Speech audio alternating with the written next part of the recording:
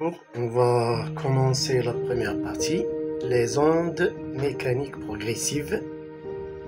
Alors pour commencer la préparation du bac 2026, Inch'Allah. Alors les ondes mécaniques progressives. Activité, alors expérience 1. On déplace l'extrémité de la corde tendue au point S. On déplace comme ceci, verticalement. Et on observe que une perturbation se propage le long de la corde. Alors, observons ce qui se passe, par exemple, au point P. Au point P, avant l'arrivée de la perturbation, il est immobile. Au passage de la perturbation, à l'arrivée de la perturbation, il est en mouvement vertical. Il reproduit le mouvement de la source S. Après le passage de la perturbation, il reprend sa position initiale. Cette distance SP ne change pas. Donc le point P se déplace verticalement, puis reprend sa position initiale. Il ne se déplace pas horizontalement. C'est un point important qu'il faut retenir. On y reviendra plus tard. Même chose, on comprime quelques spires du ressort, puis on les libère. Alors on constate qu'il y a une perturbation qui apparaît et qui se propage le long du ressort.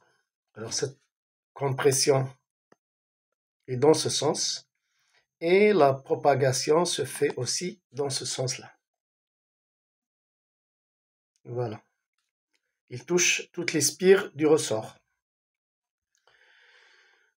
Troisième expérience, on laisse tomber une pierre à la surface de l'eau. Ici, au point S. Et qu'est-ce qu'on observe? On observe une perturbation toujours qui naît à la surface de l'eau et qui se propage sur toute la surface de l'eau. Voilà. Dans tous les sens, ici. Voilà. Donc, résumé. La propagation. Alors, ici, une question. D'après ces observations-là, la propagation de l'onde est-elle accompagnée de transport de matière?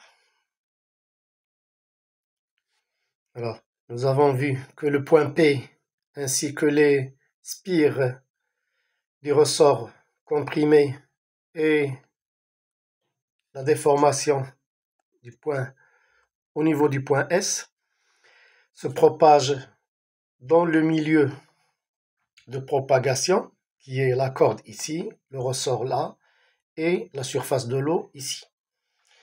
Et que les points, après le passage de la perturbation, ils reprennent leur position initiale.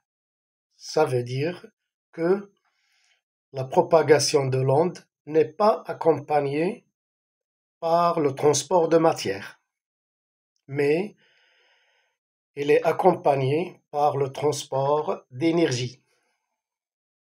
C'est un point très important. Alors on observe que les points de propagation du milieu se déplacent pendant le passage de la perturbation, puis reviennent à leur position initiale. D'accord? On en déduit que la propagation de l'onde n'est pas accompagnée par du transport de matière. Voilà. Donc, on définit l'onde mécanique. L'onde mécanique est le phénomène de propagation d'une perturbation dans un milieu matériel, il faut un milieu matériel, élastique, sans transport de matière qui forme ce milieu, mais avec transport d'énergie. Voilà le point qu'il faut bien retenir dans ce premier paragraphe. Alors ça, c'était pour une onde mécanique. Une onde, c'est la propagation d'une perturbation. On produit une perturbation au niveau d'un point, du milieu, et cette perturbation se propage le long des autres points, le long du milieu. Ici la corde, ici le ressort, et là la surface de l'eau. Voilà. Maintenant, l'onde mécanique progressive. Là, on a ajouté le mot progressive. Alors, qu'est-ce que ça veut dire ce mot progressive? Alors, pour que l'onde mécanique soit progressive, il faut entretenir le mouvement de la source. Le mouvement de la source, qui est ici le bout de la corde, doit être entretenu, c'est-à-dire sans cesse, sans s'arrêter. On va faire bouger cette source S sans s'arrêter. Voilà. D'une manière continue, entretenue. Voilà.